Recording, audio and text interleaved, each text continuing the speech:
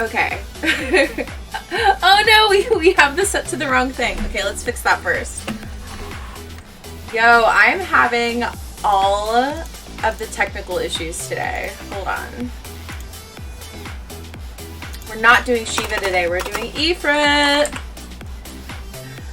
Alright, and we're out of focus.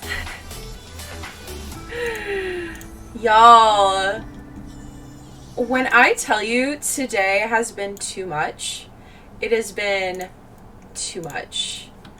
I have had it.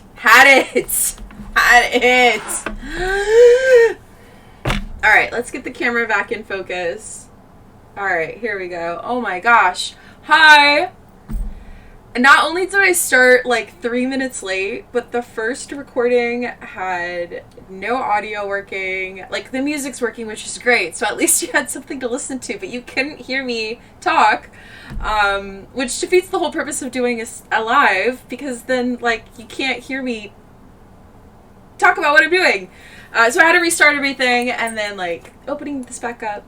Anyway, I'm here, we're fine, everything's fine. It is June 1st. Happy Pride Month, everyone. Really wanted to just say, as somebody who is part of the LGBTQ community, I feel really lucky to live in a country where I could, for the most part, be openly bisexual. Especially my generation, you know, we didn't have the Stonewall riots. We didn't, get beaten down in the streets. Even though we do still have sodomy laws in 13 states.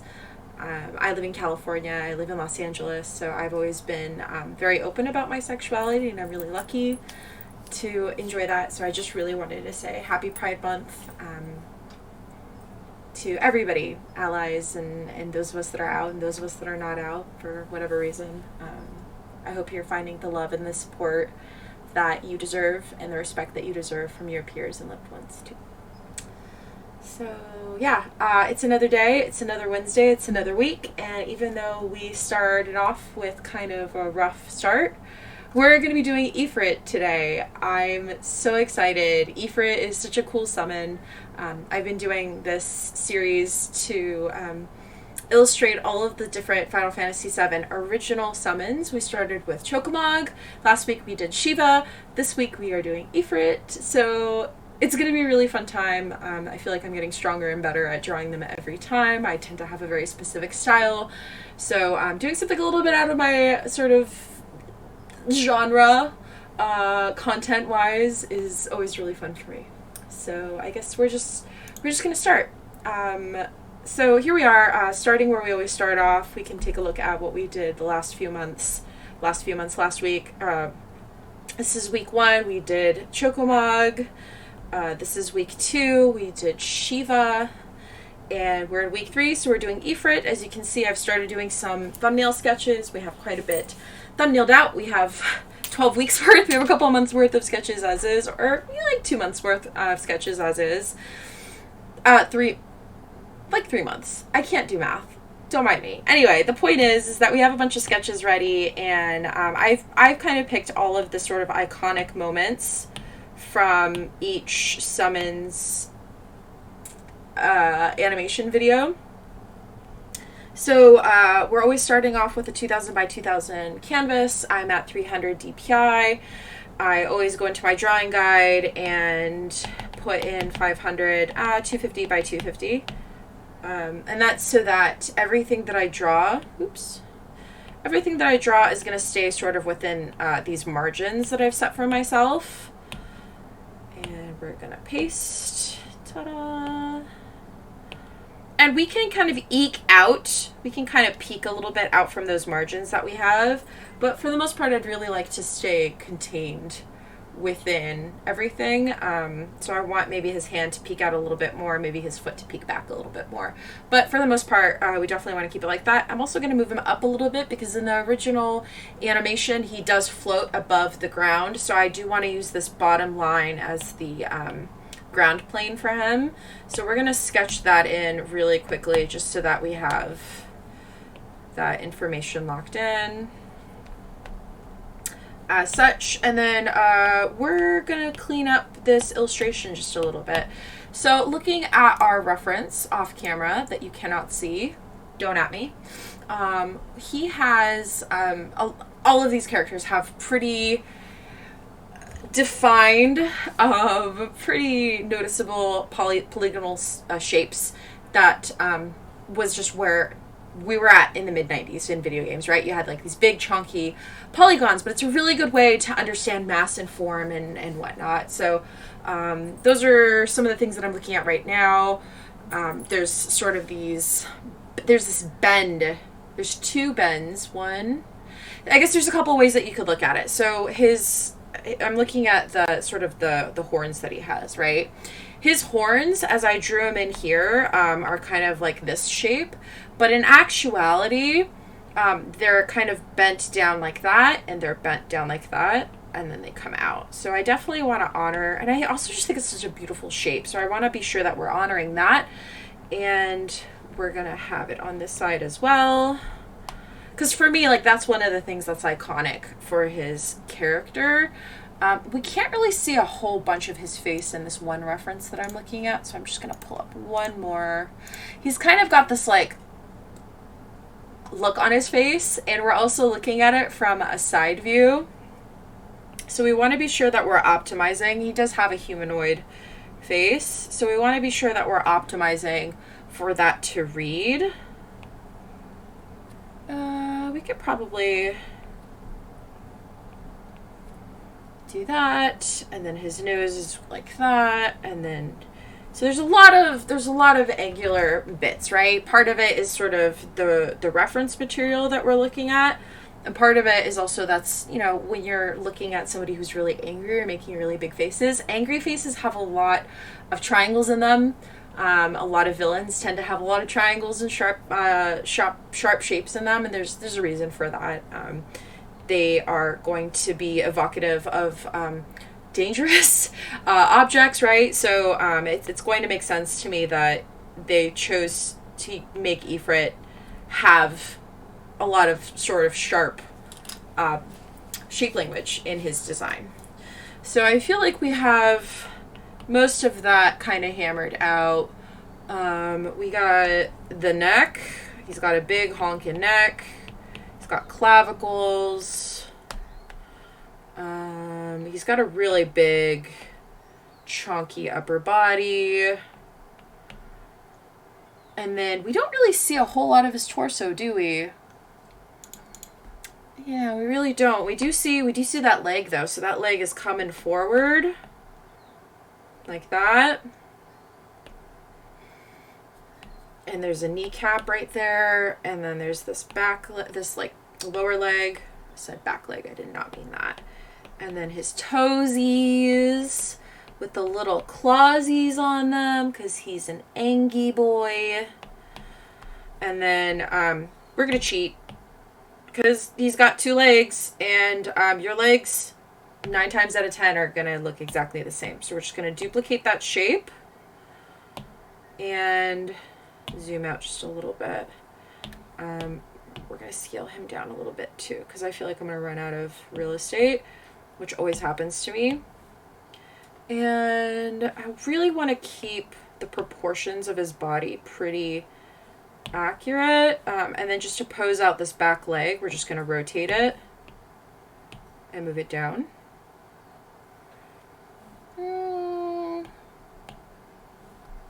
Kind of want to preserve this like little S shape that you get out of that. Mindful of that tangent. So there's this sort of S shape there. And even though in the reference he's completely squared up to the camera, I kind of want to turn his body out. So even though in the reference he's like this, like completely squared up, what I want to do is turn his body out just a little bit. I just find it's going to be a little bit more interesting to look at. And so that means that his clavicles are going to be here. His shoulder is going to be back. And that'll also allow, part of the reason why I want to do that is it's going to allow for me to have his clawsies show up, because in the reference, it's kind of one mass. So to open up his chest like that, open him up towards the camera, it presents the hands clear, pulls it away from the body. So there's a clarity of shape that we're going for. And the front arm is kind of coming forward like this, kind of like a I'm going to grab something sort of motion. So we're going to do that. Kind of like, I'm just going to look at my own reference here. So it's kind of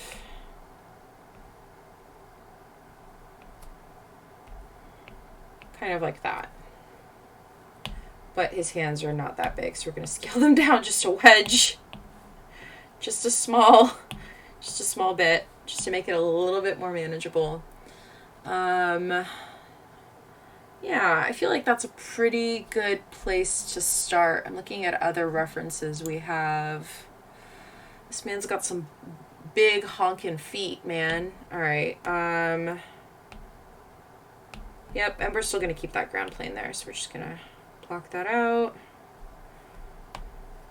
And maybe take this down just a little bit. So in the reference, the way that his chest hair looks is a bit like that. I'm going to kind of soften it up a little bit. He does have a loincloth, and since he is not naked, we want to be sure that we're presenting that. Maybe kind of a bit like this. And like that, right? So, and then he's got little shoesies on. So his heels are covered, and it looks a bit like this. And it's wrapping around his feet. And we'll do the same thing on the other side with his big shoebox calves. It's like, sir, have you ever heard of Arm Day? Arm Day. He's like the exact opposite. Well, I mean, he's actually pretty swole up top too. But like, why are his legs so big? Sir. Okay. That. And I feel like I want an S shape here. So I'm going to just kind of go through and like bring in some of that shape language, because I find S shapes to be incredibly beautiful. They help really draw the line, the eye down. So we're going to do a bunch of them.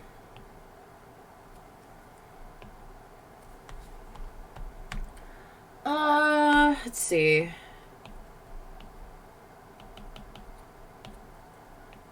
Got sort of this S shape there. Yeah, I want a bit of an S shape there. You dig? Kind of an S shape there I think would be lovely, just to break that shape up just a little bit. In his mandible. He's got these like huge, these are your traps, right? So you have your, get my hair out of the way. So you have clavicle bones. So when you raise, I don't know how you can see it on me. You have clavicle bones, right? And so when you raise your shoulders, especially, you're going to see them. And when you lower them. But here, this is not a bone. This is your muscle. These are your trapezius. And on men, and their necks, and especially when they do like a lot of lifting, their necks and their trapezius get super chunky. So it's certainly noticeable on him that is the case. And I kind of want sort of this shape. Do I want it to go this way? Yeah. And then kind of a bit of a trapezius there. Okay. And then there's just a couple of other things. So when this ult happens, he has this like fireball that is sort of this like shape. But we're getting pretty close to the edge. Living on the edge. I don't know if that's a song. Okay, so sort of conical shape, right? So I do want to have a little bit of that influence here. that's sort of building. There also is, I think in the original, there's like fire coming out of his mouth in this pose. So I think if I put fire in front of his face, it's gonna get in the goddamn way. Right? So I have to be super mindful of how I choose to solve for that. And I think that the cheat that I might want to do is like this. So maybe I'll have like make it look like the fire's coming out of his mouth. And also doing that conical shape.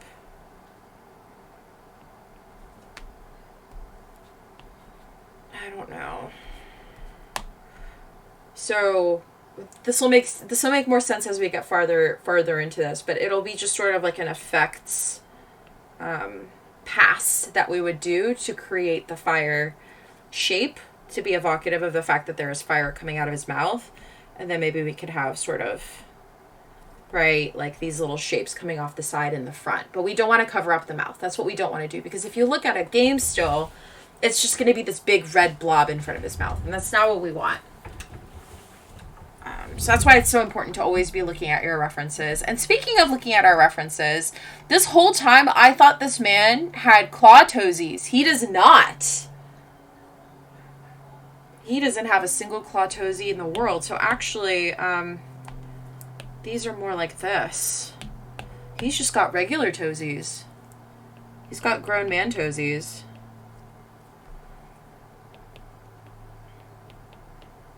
Like that.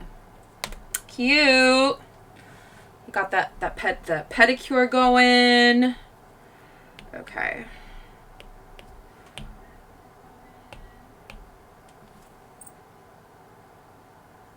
I think I can hear myself. I think I can hear it from my husband's computer upstairs. That's funny. Okay, so we're gonna group all of this together. Actually, no, we'll just merge it. Yeah, you can definitely hear me. Hold on. That's not no. Immediately no. I'm really happy that there's another stream of me upstairs. But I don't want feedback. Okay. Alright. I definitely don't want this grouped, so can I just ungroup this? Thank you. Alright. So we're gonna do what we always do, which is we're gonna start building everything out, and we're gonna remember to label everything. So sketch. Hate you. Cut all of that. Sketch. Thank you. All right. We're gonna rename this to body. Good enough. And we're gonna switch brushes. I use a modified version of the Studio Pen. You don't need anything too fancy. I forgot to take my... Oh no, I took my allergy meds last night. I didn't take my Flonase though.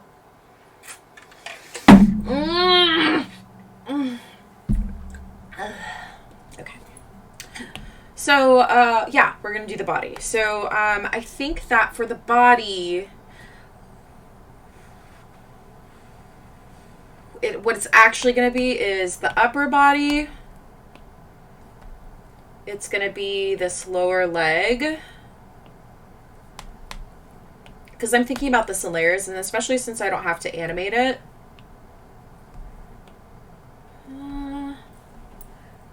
Yeah, we'll keep that shape. This S shape here. Especially since we don't have to animate this, we're just going to try to keep this as tight as possible. Close that shape up. Close the booty. We'll do the neck coming out, the trapezius, and this back arm and hand. What do I want to do about the hands? Do I want to keep this like claw shape?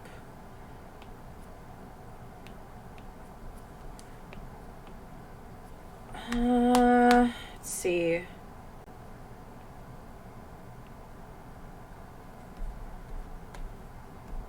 Let's leave it, and if I hate it, we can come back and fix that later. All right, we're gonna rename this, and we're gonna call it body front. Nope. Nope.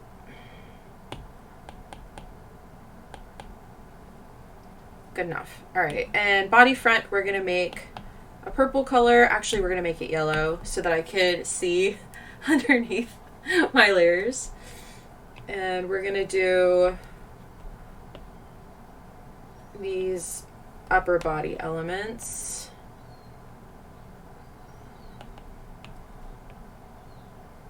And I'm trying to keep sort of the meat of the shoulder there. And this hand, I don't know what I want to do with the hand. How does that look? I feel like I don't hate that. And then this forward arm, the forward leg. This is sort of that big thigh muscle. And the knee. And that foot. And the toesy. And you'll notice again, like, we got a whole honkin' bunch of S shapes throughout, right? This is going to be head. Thank you. We're going to make the head this green color. And S curves and the ear. And then kind of a bit like that. And then we're going to do hair.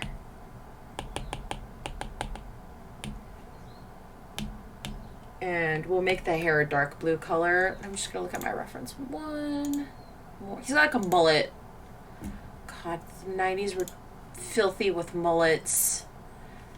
And like they were starting to get woke to how disgusting mullets are. But they hadn't quite figured it out yet. Thankfully, it's not super noticeable here. But like he's got the...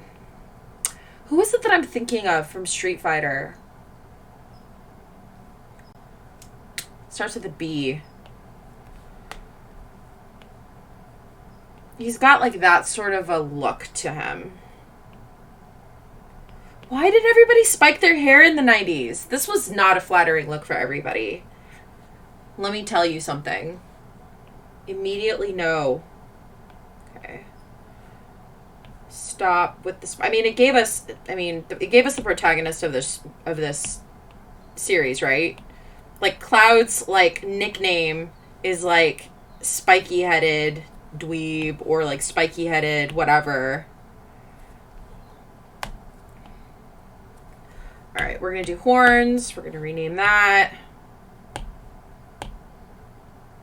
Select all. HORNF. Okay, and it's gonna be the front horn. We're gonna make it pink. And I think having the origination point be here is going to be fine. And then more S curves. And then I think what makes shapes really beautiful is when you have these really beautiful curves and then you have hard lines contrasting them. It just looks good. It feels good. Behind all of this, we're going to add another layer, and this is going to be called horn back. Horn B is fine. And remember, the reason why we label stuff is just like common courtesy, especially if you're going to be working in a file that other artists are going to be touching. And it's just good discipline. It's good hygiene. It's good file hygiene, generally speaking. kind of want to go back into the shoulder and just clean that up just a little bit. We have a little bit of an S-curve there in that volume. And that's kind of it, fam. Like, this is not an overly complicated form, right? You understand? How's my Tamagotchi doing? It needs to dance.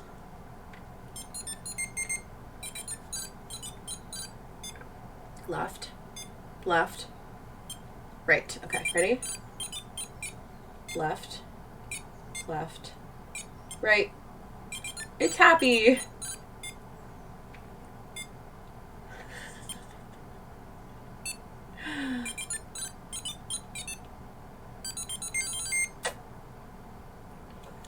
Tamagotchis. All right. Now that I've built this out, I'm seeing a couple of tangents that I don't want. So we're just going to go back in and fix it. So a tangent is when you're creating the illusion or the appearance of something being somewhere where it actually isn't. Or you're unintentionally drawing the eye to something that was not what you were trying to do. And sometimes that could be in the form of tightness, where there's like little like areas where there's like high contrast. That could be like weird gaps that is like your eye just goes to it. It's like, well, what is this weird gap? Like, why is this weird gap here? When there's like a break in a pattern or a flow that's unintentional, that's also a tangent. It's when there's tension that's not intended.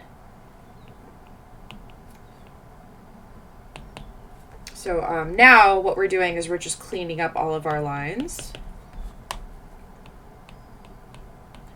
And I'm cleaning it up with this brush. It's like my wet pencil brush on Gumroad. It's one of my brush sets that you could buy. It's got this like pencil-y feeling. It's got this beautiful texture that I really enjoy putting into my work.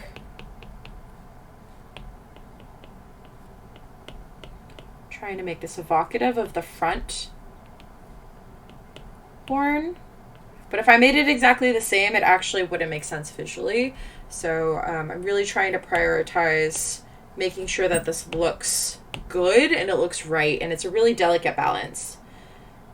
Sometimes it's like you got to make a choice between what looks good and not necessarily it being what the reality is. And that's totally fine if you have to make those decisions in your work.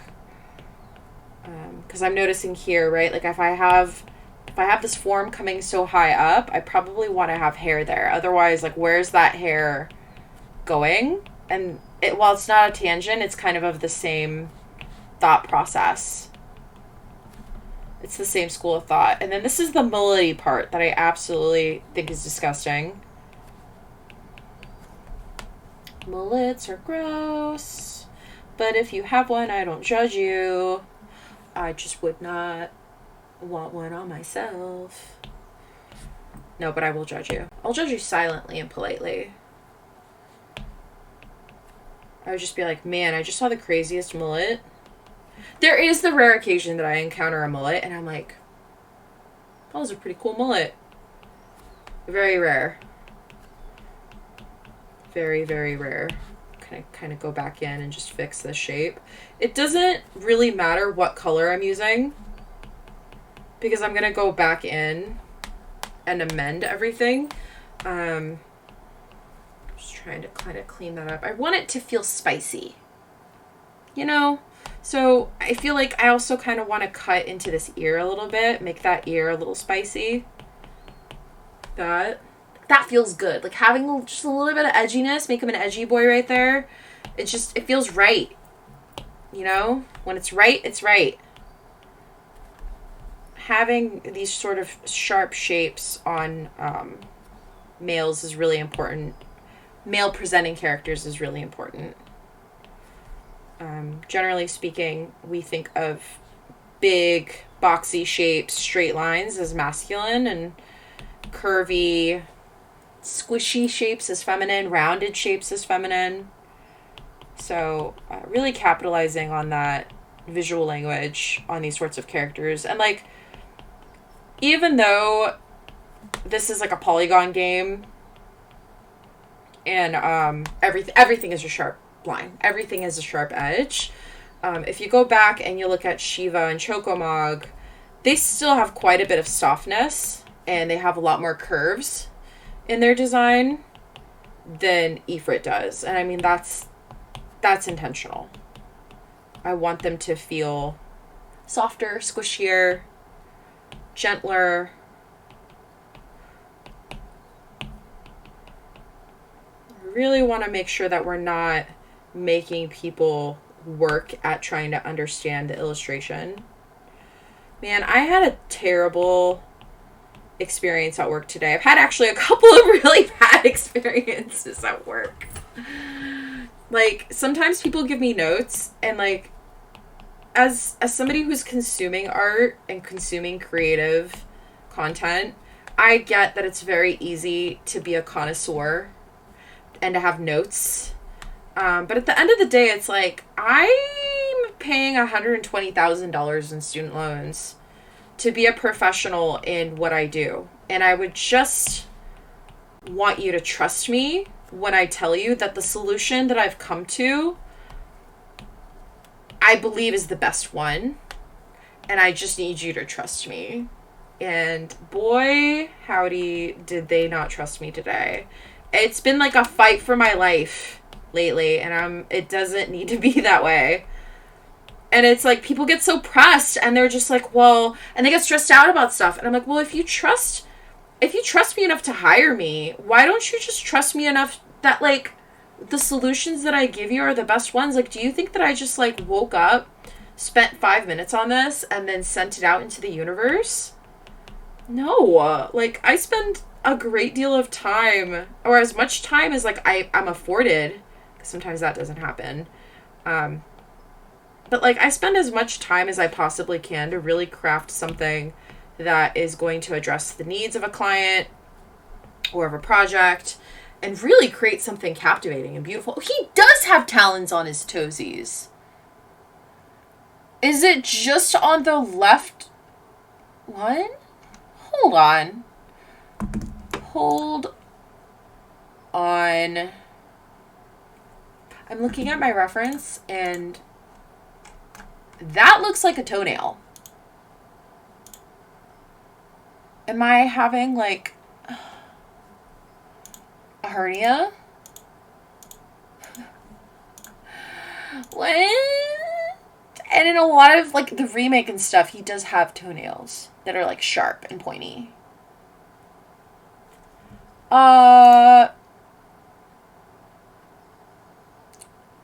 What? What? Alright. I'm making the executive decision because, like, I originally drew him with toenails. We're putting the toenails back in. I don't give a goddamn.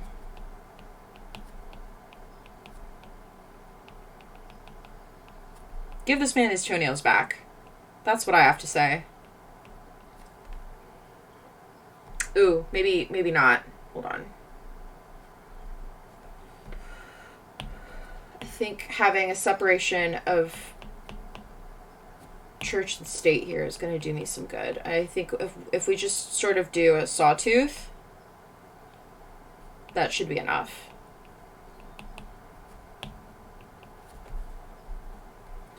So this, do you see what I mean about tangenting? There's like this really tight shape in here, and I'm not sure I like it. I mean, I want it to be there, but maybe not so severe. That, to me, is beautiful. That is a handsome-ass solution. Alright, I think I'm done with this layer, so we can move on to the body, yaddy, yaddy. And we're just doing the same thing, right? We're kind of carving out these shapes, giving me those S-curves. And here, and then like a sharp elbow, and then his titties, are going to have an S curve. Yeah, sorry. This is, yeah. No kids. I really should do a disclaimer. I feel like a lot of what I draw and do is like so colorful and whimsical, but then it's also like, not child friendly. And I have friends whose like kids really adore me and want to see me draw, and like that's so valid and totally fine. But like, this is my free time, and I've been trying really hard not to cuss at people all day. And I feel like I can cuss within reason on Twitch, at least until Twitch yells at me. And then maybe I'll consider not cussing as much, or I'll just leave the platform. But, yeah, sorry. Not necessarily a kid-friendly space. Sorry. Alright. That other thumb we're gonna carve out later. We're gonna give him his booty. Booty, booty, booty. Booty, booty, booty, booty. Really excited because as much as I hate being around people and as much as I hate socializing, I am really excited for Pride this year. My best friend's never been, and rather they haven't been to like any of the Pride events in LA, like the parades and stuff. So I'm excited that like that's something that I get to do with my best friends. I think it's gonna be a really magical time. I think it's really important to do those things and remember that, you know, Pride started as a riot in New York and in the 70s, and like this is a long time coming, right? Like where we are today with sort of, even though it's not, we're not there, fam. We're not there. But we're in a much better place than we were maybe when I was in middle school and high school, right? Like, the biases of, you know, people's sexuality, the automatic assumptions that people make on that person's morality or whatever. A lot of those stigmas, thankfully, have really started to ease off, but still. All right. I've just realized that, yeah, okay. So we're going to have to draw in the loincloth. The loincloth is going to be underneath the yellow, so we're going to rename this loin. C. Not line. Not line. Cut. Loin. Underscore. C. Thank you. Okay, we're going to make it purple. We can make it dark red, whatever. I just want it to be dark. And I kind of want it to be jagged because that's how it's presented in several different Final Fantasies, not just Final Fantasy VII. And we'll do his sort of like the hip tie, I guess you could call it. And then sort of the back of the loincloth here. And then it'll kind of fall this way. Loincloth. Like a moth. My singing sucks, dude. I'm so sorry. But I still do it because it amuses me greatly. And I like to be amused. Okay, we do have an issue here, and that is that, I want this to just come straight out of the loincloth. Like that. Out of the hip socket and into the universe. Like that. You know? Comme ça. Alright, so we have a couple of other things. We have his feetsies. Clipping mask. His feetsies are gonna need the little feet socks. I don't know how else to. If you don't know what Ifrit looks like, that's gonna make sense in a little bit.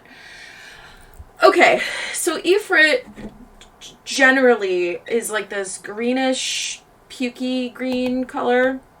So we're gonna alpha lock the crap out of everything.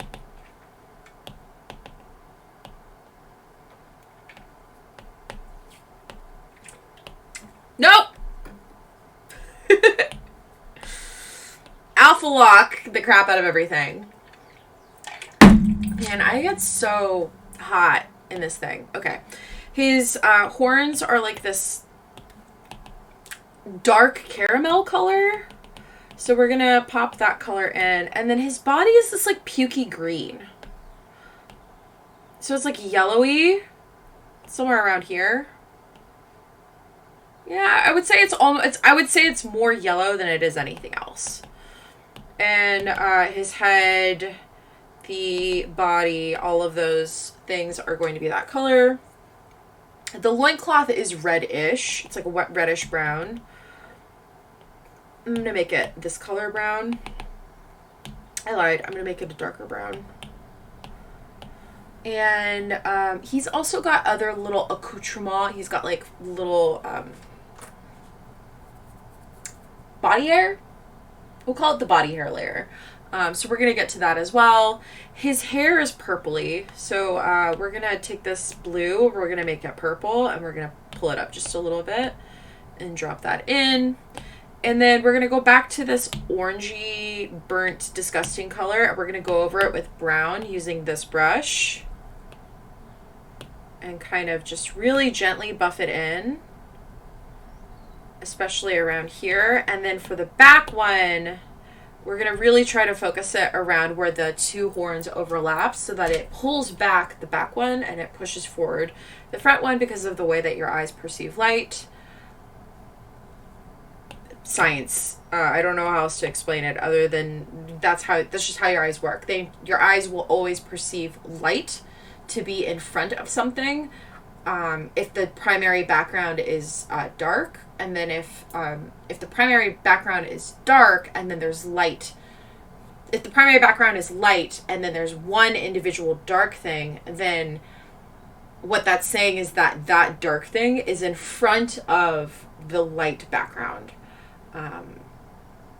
with some exceptions.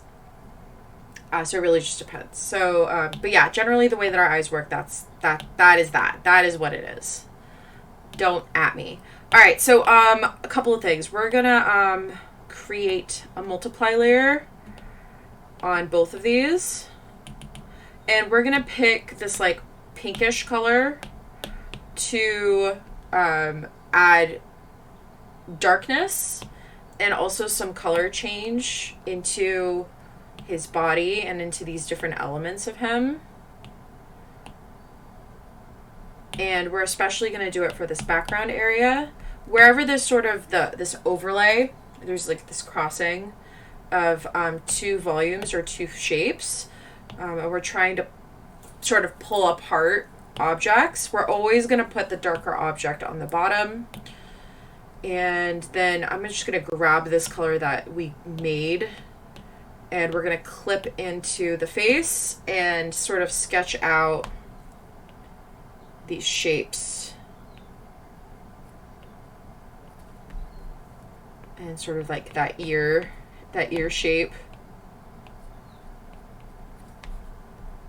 And just to keep the colors working with one another. We're also going to create a new layer, clip mask into it, and that's going to be these little booties, these little feetsies. We're going to grab this like purpley color that's kind of been created by the hair, and we're going to make this brush really big just so I could do this quickly. We're going to paint in his little feetsy socksies. We're going to do it for both body layers. We really want to be sure that it's on top of multiply. Generally speaking, when we first build it out, just to be sure that we're covering all of our bases, and then you can go back and put it under multiply, and then that way it's also affected by the value and the color that you've put in there. So you can kind of see it changing a little bit there. That's completely intentional. You can also go back, you can alpha lock both of those, and we're going to grab this darker color now, and we're going to use the side of the pencil because it's going to be whiter and it's also going to be less saturation, more transparent, less opaque. You want to alpha lock it though, and kind of draw in that form, and then we're going to do the little ties in that color as well. Actually, I'm going to do this one first. that. And then I'm going to bring this down, and then I'm going to draw in the ties.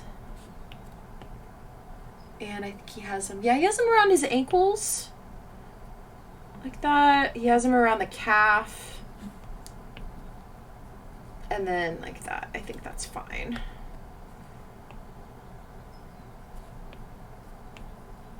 Alright, and then we're going to do it to the other side. So ankle, toesy, calf-ish, up. Okay. Done, done, done. For the loincloth, I think we're going to want to go back in and pull a little bit of this brownish color that's kind of coming out of all of this and bring that color into the loincloth just a little bit, and also kind of help shape those volumes. You can't really see what I just did. There you go. Shape the volumes just a little bit, like that. And then for his hair, we're just going to try to separate these forms just a little bit. And then maybe pull a little bit of this lighter color, like that. Here. So what I like to do for mouths is the front layer, which is the face. The mouth is open, and so what I like to do is I'll create a new layer that's behind it, and I'll use like a dark red or like a dark brown.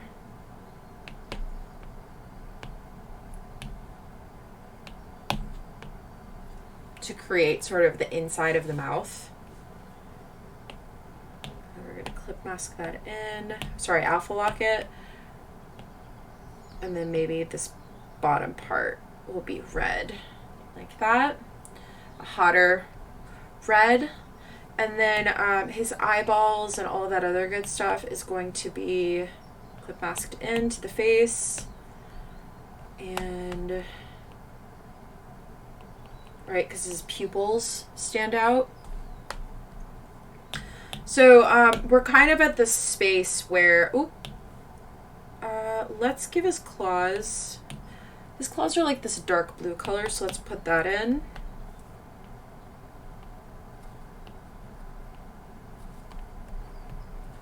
And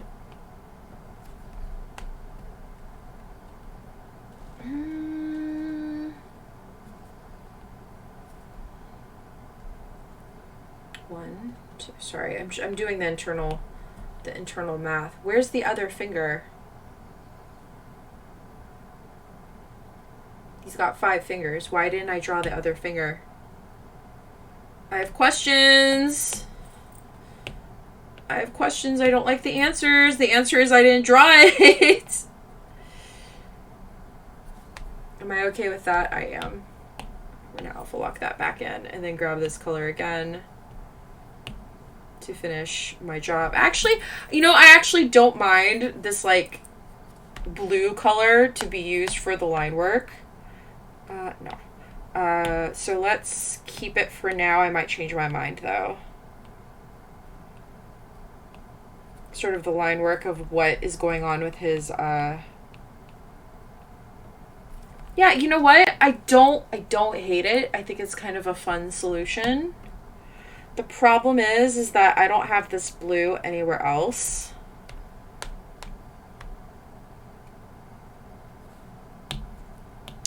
So we're going to have to introduce it elsewhere just so that it feels like one cohesive whole.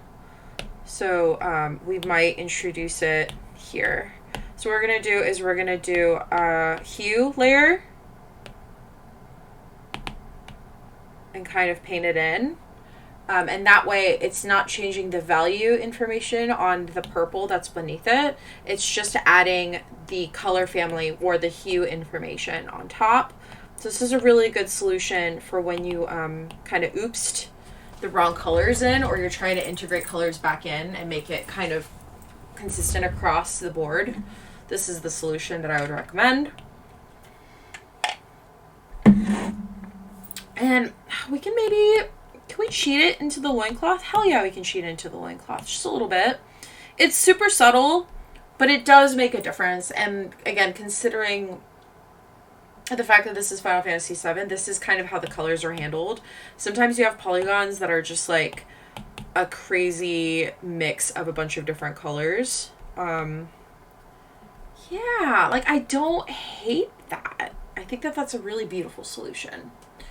Yeah, you'll have polygons that are just like a bunch of random colors, and it somehow works. All right, so this is kind of one of my favorite things to do, is to go in with a multiply, and I'll probably grab this greenish color, the puke green, and start cleaning up this information to make it very clear what's going on and what shapes are where. Maybe start adding some lines in to be like, hey, like these are actually like wraps that go around him. Maybe sort of separate out the toesies. Maybe do a bit of a line here to kind of pull that foot forward even more in the composition. Yeah, definitely want that. Like that. Pull his little toesies forward. Space between his toes, maybe. Maybe even sort of this like front part a little bit. Yeah. Dig it. And just to make these nails a little bit darker, maybe even sort of that lower part of the arm. And we have the neck here. We have his clavicle bones, his pecs. That's sort of the sternum line.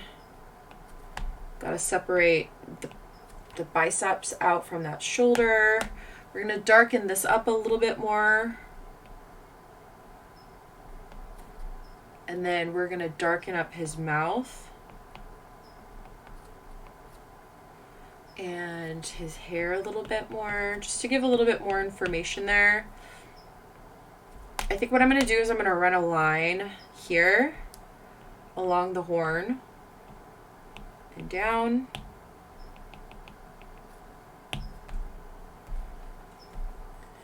Maybe a little bit in this ear. Like that. Separate that form out. Separate that form here. And then this is a bit of an issue, right? The fact that I have like two different sort of colors here. So what I'm going to try to do is to kind of try to fix it. And some of the ways that you could try to do that is you go into the clipping mask of the layer that's above and see if you could just kind of smooth it out just a little bit. See if that helps. Street Cat! Hello! Been like 2 years, I think. Yeah, it's been a while since I've been here. Thank you for popping in and saying hi. How are you? I hope you're well. I hope you're taking care of yourself. I know it's been a pretty messed up 2 years. So I hope you're okay. You sat next to me at BF. Christian? Or Kira? Who else did I sit next to? Oh, you moved away. What is your name? Hold on. Stephanie. It's Stephanie. Yes, yeah. How are you? Oh my God, I haven't like seen you physically in forever. I'm like flooded with like, oh yeah, I remember you. How are you? God, it's been forever since we worked at BuzzFeed. I mean, I worked there in like October, but I mean like the two of us together. Yeah, I'm happy to be streaming. It's fun. I missed it. God, of course I remember you. Are you kidding? Oh, well, you said recognize. I can't read because I'm half blind. Oh my gosh. Oh, you missed my lovely energy. Thank you. I just spat all over everything. Is that what you missed? Oh my gosh, I miss you too. I love you guys. Stephanie and I used to work together. She sat next to me, and like the best thing would like every time there was like a holiday coming up, Stephanie would like decorate her whole like workspace. So it would be like springtime, so there's flowers, or it's like Halloween, so there's like pumpkiny things, or like there's like something else going on. You would always like Christmas, you always love to decorate. Like I loved sitting next to you for that reason. You bought even more things since then. Yes. Good. Good. Yes. You got to keep that energy up. Like where I work now, so I work Nate stole me away from BuzzFeed to work at CoreLogic, but then Nate dipped. Nate dipped, so he was like, Katya, I'm leaving. And I'm like, what do you mean you're leaving? And he's like, yeah, I'm leaving.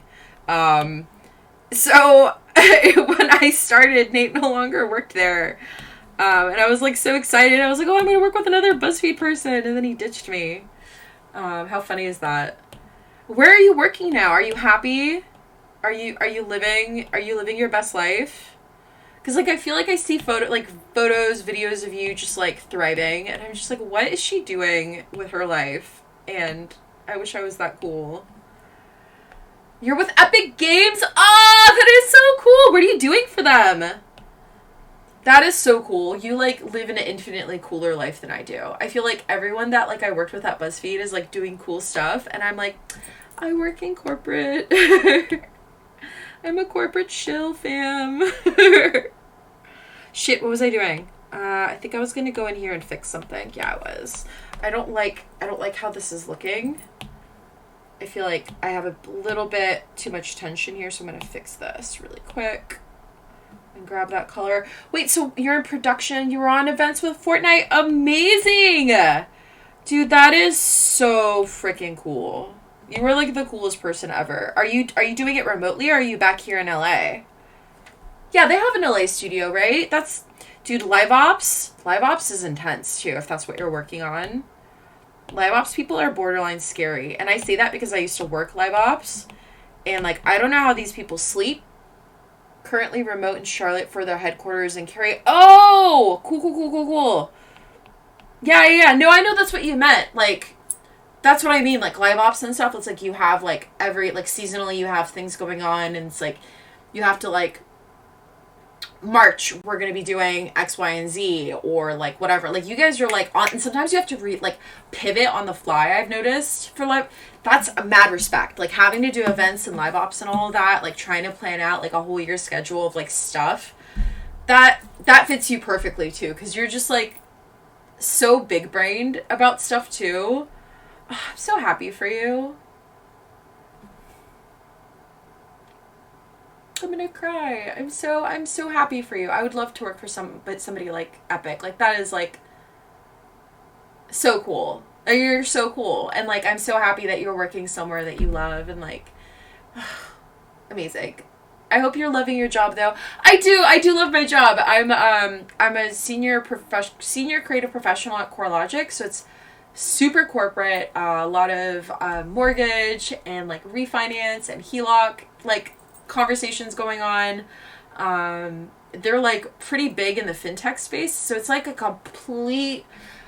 When I tell you it's a 180 from the work I was doing at BuzzFeed, it is a 180. But I've learned so much. Like I support their ERGs, I support events, I have to solve for a very different audience that I'm used to solving for. Like I'm so used to designing like games and like for children, and now it's like people that are making millions of dollars are like looking at my like work and like making decisions based off of like the decks that I helped design. I'm just kind of like, this is too much power. I'm just a child, but like we all are, right? Like the entire creative team is like that. We're all just kind of like, girl, what? Like I know that I'm good, but it's also kind of like the power at my fingertips. Blah ha ha ha. But that's also what we had like a 6 month, not a 6 month. It was like a couple month background check. That was like the most intense thing I have ever experienced. That's awesome though. You're so great at tackling challenges, and I'm glad you're enjoying it.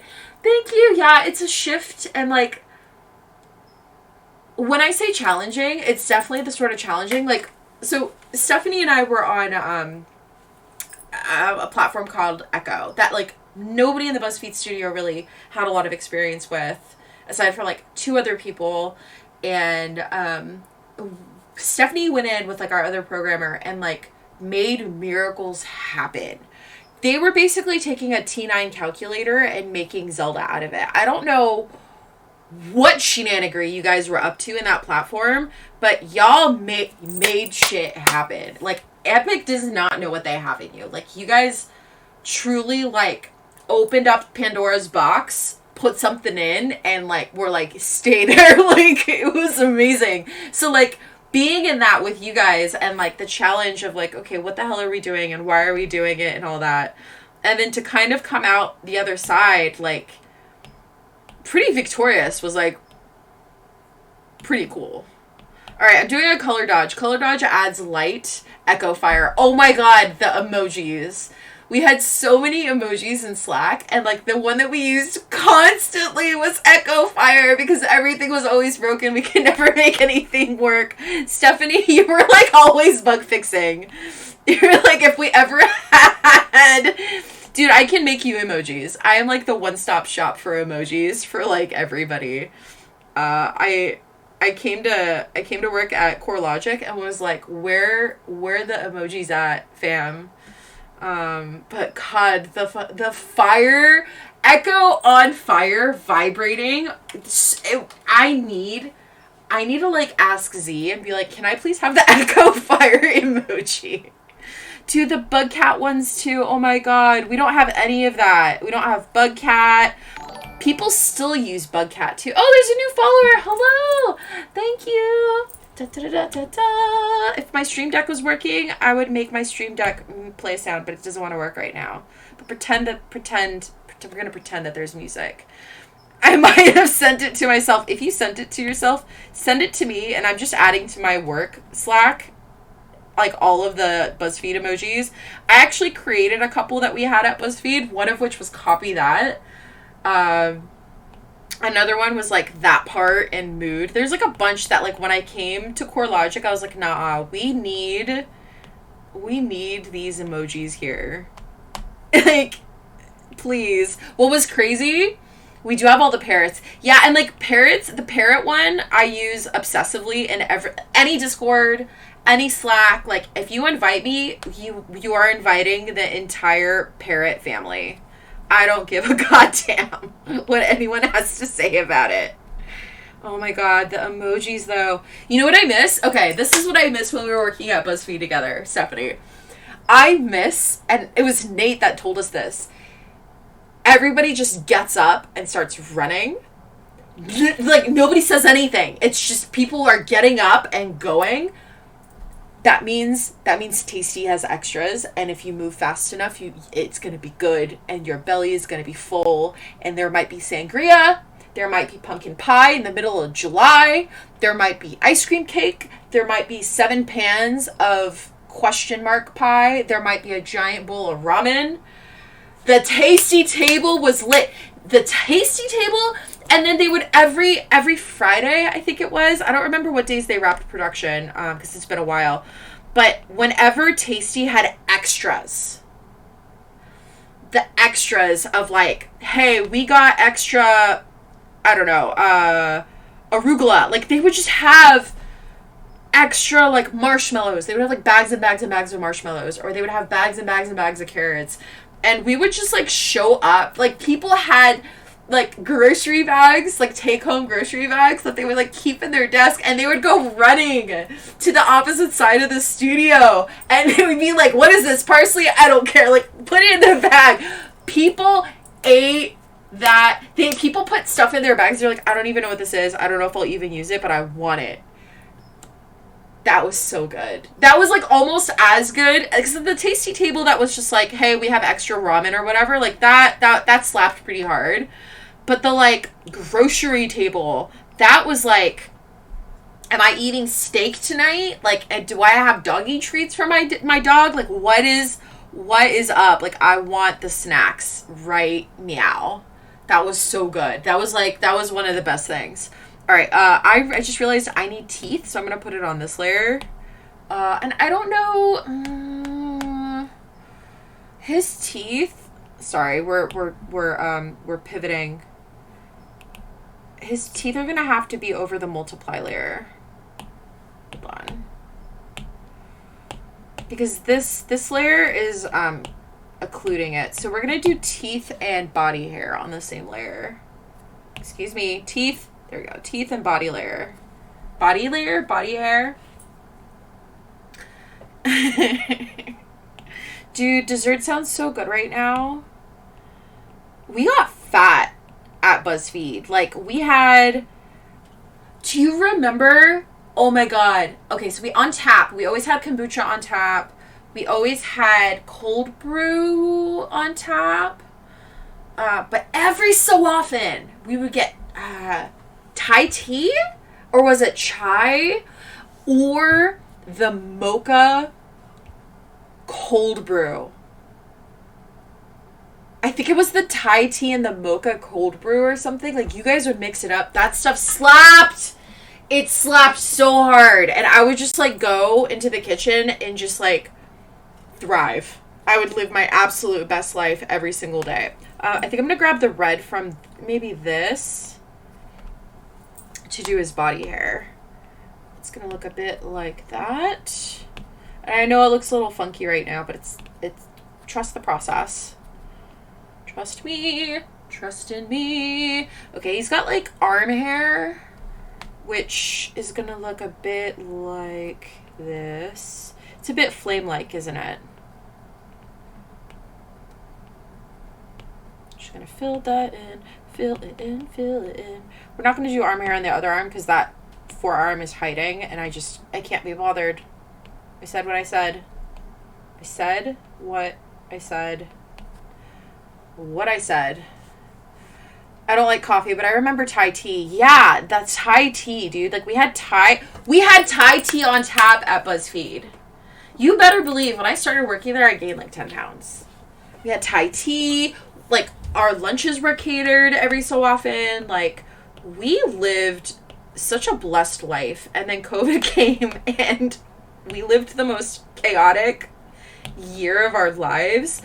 I don't know how this happened, too. Like, we woke up one day, and honestly, I think it's because of COVID. We woke up one day, and it was like, no one's coming back into the office. We're working remote, and everyone's like, bet. Like, the animation team mostly worked remote anyways, so that was fine. And then it was like, well, we're going to do everything. We're going to do everything on the Echo platform, and we need Echo content stat. And then it just turned into sheer chaos for the rest of the summer. You know what? I think I'm going to keep that dark. And then here,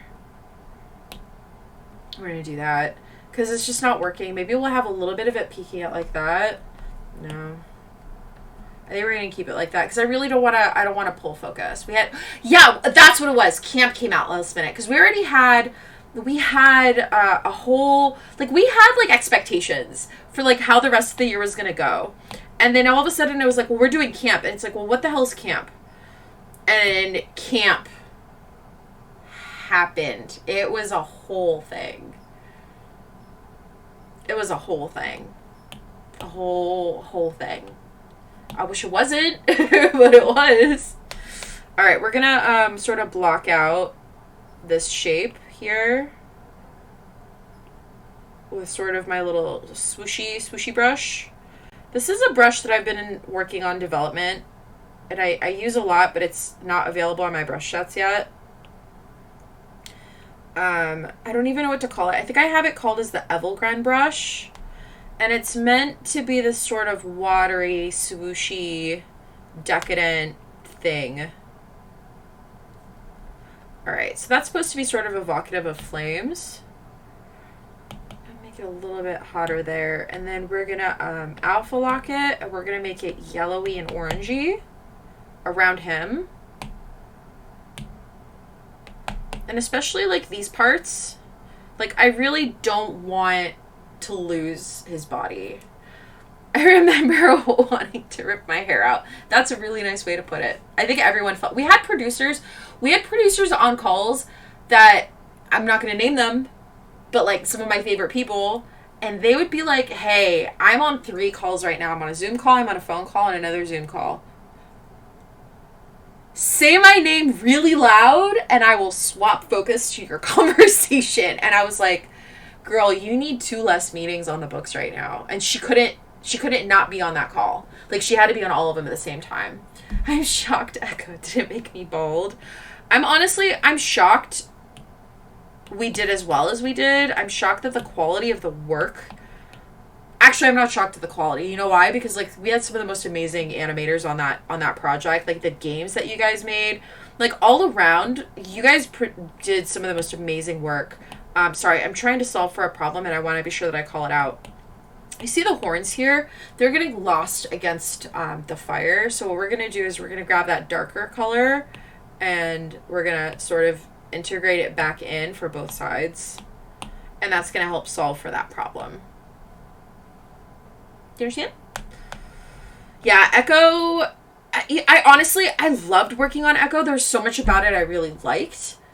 But there were moments that I was like, why are we doing... What, can we not do this? Like, it was just like, it was too much sometimes. You're magical. Thank you.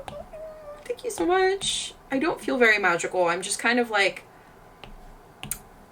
clown college all of the time. Hold on, let me take a look at the original. Okay, so the original has this like pinkish purpley background. So let's put the background in, because at this point I feel like I could put this on a t-shirt and call it a day and be pretty happy with it. But I do want this to be a completed painting. So we're gonna do that. So in the references, typically this is like pinkish, the pinkish background. It was a fascinating challenge and experience, but also I'm glad it's done. I think on it, like, same. Like, everybody felt that way. Everyone was like, I'm so happy to be here. This is really exciting. We had a lot of massively talented people on our crew, but you could tell that everyone was just, like, tired and burnt out and just, like, praying for death almost. Like, we were burnt out toward the end of it. Like, despite everyone's best efforts, we really couldn't have given more than we did. We couldn't have gone any harder that we did either, you know. All right, I'm liking that a little bit more. I'm losing a little bit of his body here, so I'm wondering if I can do that.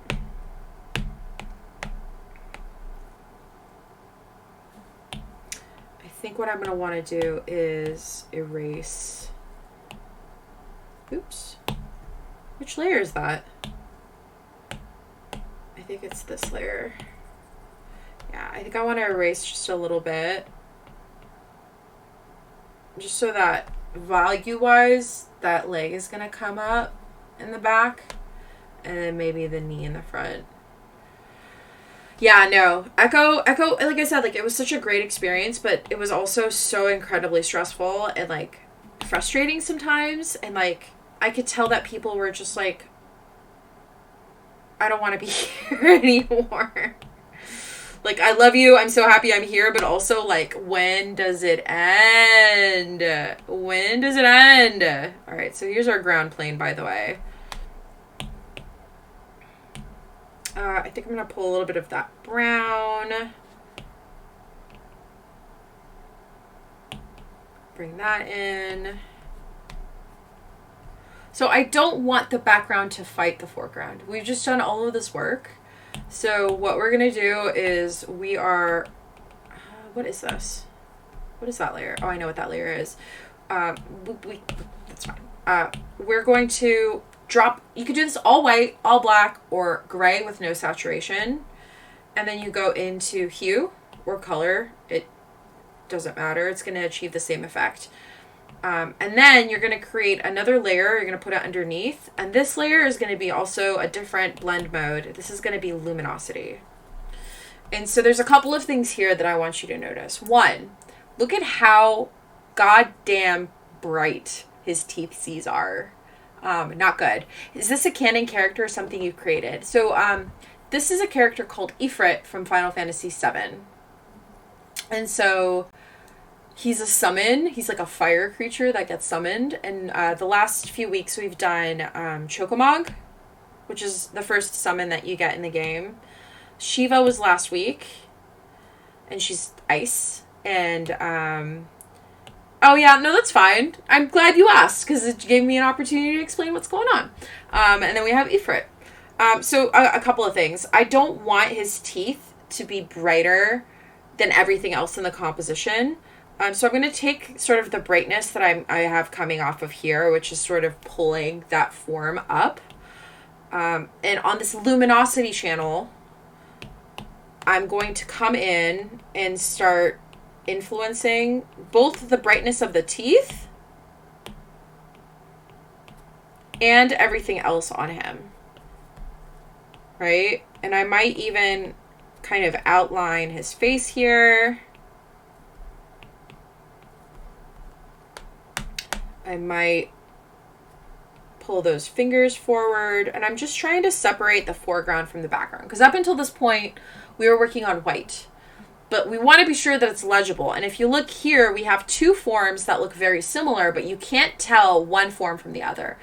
One reason why I do this is it's just good ethics, so to speak. It's just good practice as a designer to be sure that you have good value contrast, that you're paying attention to these things. The other is, and Stephanie and I came up against this, color blindness. When you're designing, especially for those of us that work in games, for those of us that have created games, you really have to pay attention and care about color blindness. There's a great majority of people that cannot see the full spectrum of color. And if you're not designing with these people in mind, you are not working to your full potential as a designer, and you're just an artist. Designers solve problems, and being able to visually understand what you're trying to say is a problem. And so it's very important to keep in the back of your head that your work is legible for all different types of sight, not just people that are colorblind, people that are nearsighted, people that are farsighted, older people, people that don't necessarily speak the same language as you. It's always important to take a moment and ask yourself, how can I maximize accessibility here? And especially as artists, we tend to work in fields. We tend to work in companies that are often paving the way and allow for artists to advocate for other people. And it takes one person in a space to make it just a little bit more accessible, to make it a little bit more friendly for people that have accessibility issues. So always keep that in mind. Every time you design something, ask yourself, is this as legible as I can make it? Is this point that I'm trying to make? Is this visually communicating to the best of my ability? Am I phoning it in? Can I make it any better? Like, these are questions you should be asking yourself as a designer every single day. How can I make my work make sense for somebody just a little bit more? So doing this luminosity pass, now we know for a fact our values are going to make sense. So if we take off this layer, everything that I put on our luminosity layer is now bumped up. And because it's small areas of the composition, it feels fine. It's just boosting the values, and just the values in those areas. So I know it's a subtle difference, but it helps. And this is what most designers really struggle with, is that they've put a bunch of color in and they're like, well, my design isn't working. Well, why is this not making sense? Why is this feeling muddy? Why is it, there's something missing, but you can never get to the heart and soul of it. It's probably because your values do not create enough contrast. And the easiest way to solve it is to go with a luminosity layer that has that luminosity information, value information only. And that will immediately bump up the visibility and legibility of your work. Hi, Dag. Welcome. Party. All right. We've got one more thing really to add in here. And that is sort of the flames that we were going to have in the front of his face. I was going to do something a bit like this. So you'll notice that I did a color dodge And I'm putting sort of these different colors in. This is going to make sense in a second, I promise. So what we're going to do is we're going to do a mask. We're inverting the mask so that it goes away. But that color information that we just put in is still there. And then we're going to take white, and wherever I put white down, that information is going to come through. So I'm not actually painting, I'm not painting this greenish, reddish color. What I'm doing is I'm putting in mask information that says, wherever you have the mask here, please show this information, right?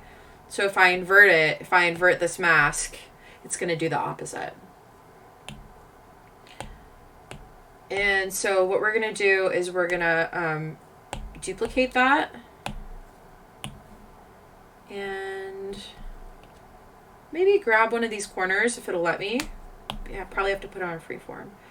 And then, excuse me, select one of the layers before you do this.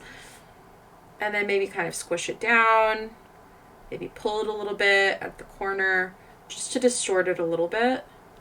And then we're going to alpha lock it, and then maybe do a little bit more of a yellow here with the softer brush. And then on this bottom layer, we're going to do a little bit more of a red. It has to be alpha locked. Not drawing assisted. Alpha locked. Like that. So that it looks like there's fire coming out of his mouth, right? And I don't know why I've had my grid on this entire time. That's entirely not necessary. I would say the one lasting bit, because I kind of hate how this looks. This background, I really kind of hate it.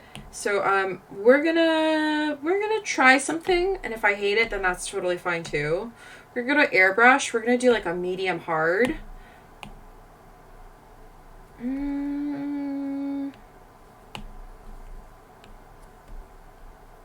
Hold that thought. So in the reference, these are supposed to be clouds, but it's not quite letting me do what I want, which is kind of irritating. I think it's because I don't have enough contrast here. Yep. So I'm just gonna blur it out. And then I'm going to do the same thing. We're going to do a mask, and we're going to invert the mask. And we're going to try something else. We're going to grab my, I think, yeah, it's the watery brush. We're just going to paint in sort of those cloudy textures.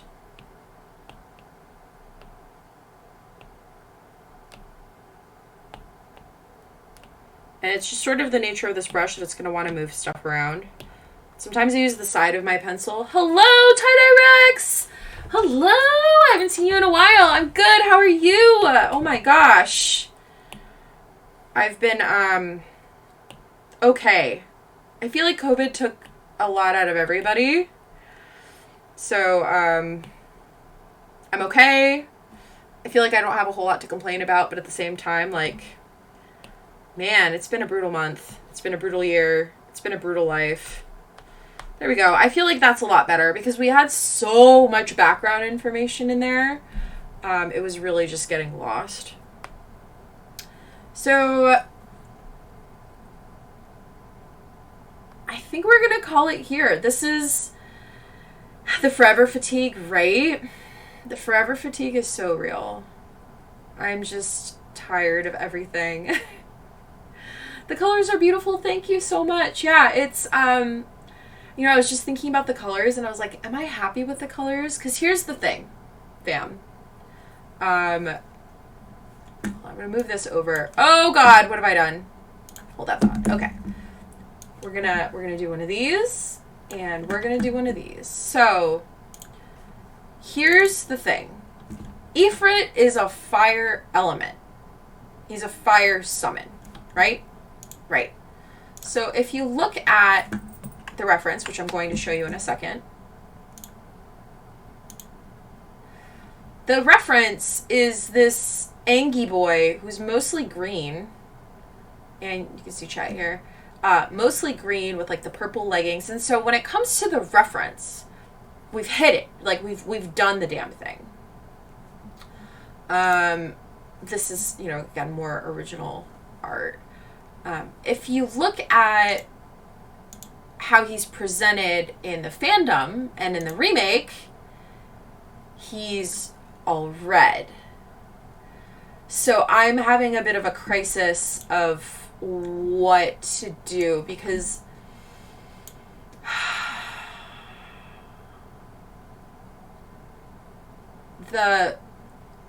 what am I trying to say? Oh, the stickers panel, if you scroll down, there's a panel for stickers, and they're free, so you could just, like, hit a sticker. Ah! It scared me!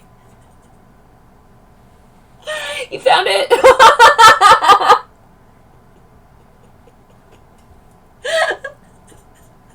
I'm gonna cry.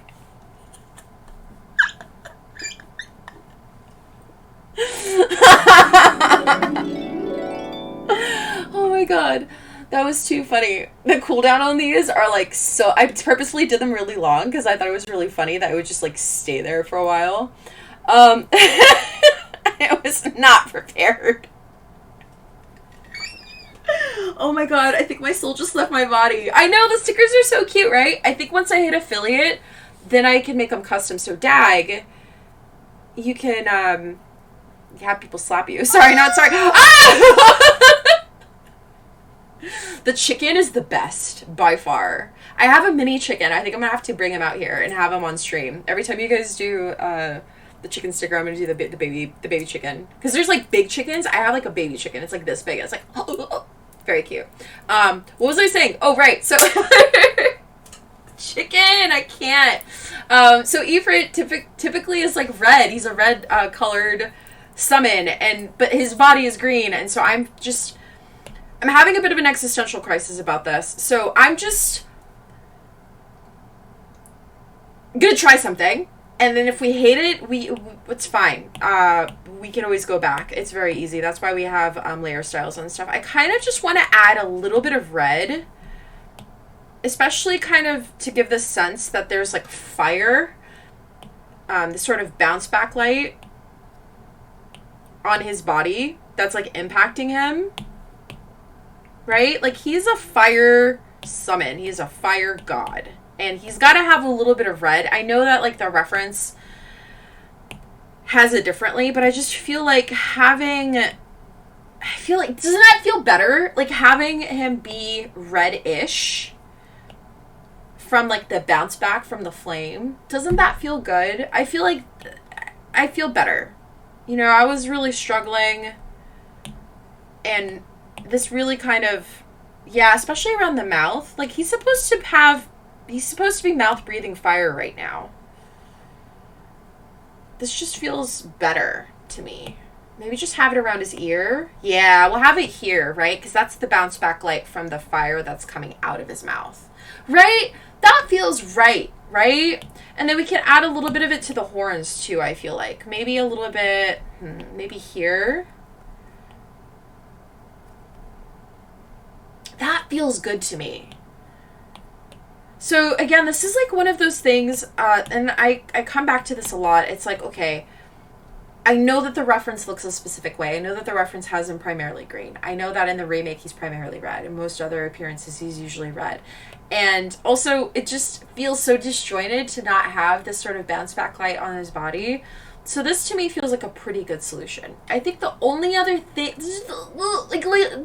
like chef's kiss moment I want is a little bit more heat. And so what I think I'm going to do is I'm going to do soft light. Now, soft light, overlay, hard light, vivid light, add contrast. So when you're trying to do bounce back light, when you're trying to do, say you have a sorceress and they're holding an orb, say you're standing in the sunlight, and if the sun is setting, that light that's hitting your face, you could try to add a soft light to that to give a little bit more of that sort of radiance. You could do this in photos too if you're doing photo touch-ups, just to add a little bit of that sort of warmth into the body. So we're going to do this bright red and just see how it goes.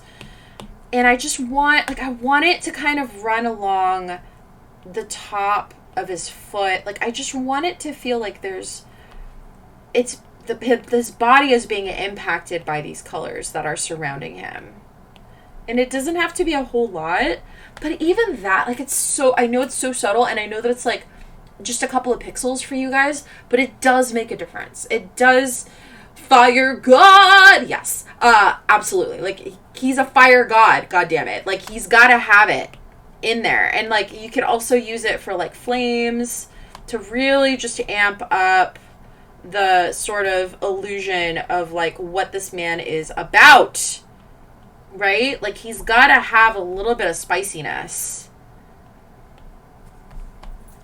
And fire, you know, fire doesn't have to be all bright, all light. It could be a little bit more nuanced than that. It could have a little bit of darkness in there. But just having just a little bit of this red, for me, like, especially in the parts where you feel like you could just have a little bit more of a color, like, but you only want a kiss of it, this is a good solution for that. And again, remember that soft light and hard light is intended to create contrast. So it'll make your lights lighter and your darks darker. So just keep an eye, keep a thought, a soul, and a prayer on that, because sometimes it's going to do stuff that you don't intend it to do, so you have to be really gentle and soft-handed with it. The person that taught me this, he had a heart attack and he passed away. He was in his early 40s when I worked at BLT. He worked on the original, what's the Uzi Spider-Man? You know what I'm talking about? Spider-Man Uzi? With the guy from Dunkirk and Mad Max. Venom. The first billboards and movie posters of Venom, that was his work. And he's the person that taught me this technique when I was working on movie posters. So every time you use this, please think of him and his talents, because he died very young, and I'm going to cry. So yeah, it's important that we share, that we learn these techniques and we share to our younger generations, and we share amongst each other, because gatekeeping is ugly, and making each other better through our work is the move. So yeah. He gets to live on through our work every day now, because we use soft light. And that was something that he taught me, and he taught you guys, So yeah, he's done. He's here. He's queer. Ifrit, I feel like if anybody is gay out of the Final Fantasy VII summons, Ifrit is definitely up there. You can't go wrong with a man in a loincloth. Right? I mean, you can't get any queerer than that, I feel like. So yeah, I hope this was fun, and I hope it makes you want to play Final Fantasy VII, because it is the best game in the world. We're here, and we're queer, and we play Final Fantasy VII. So yeah, yes, Rainbow Hearts, Rainbow Hearts, Rainbow Hearts, Rainbow Hearts. So, ooh, you know what? We have a rainbow filter. Hold on, fam. I think. Do I have a rainbow filter? Did I take it away? Where is it? Yes! We're here and we're queer.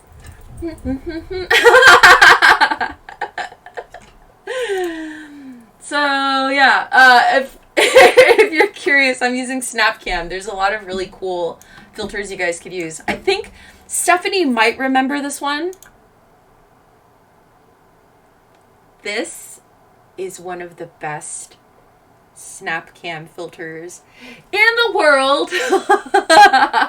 Isn't it amazing? It makes me so happy. There's like literally nothing else like that. I'm literally setting up SnapCam this week. Yes! The potato one is so good. There's so many good ones. Another really good one is this one! You get to be your own party parrot! Ah!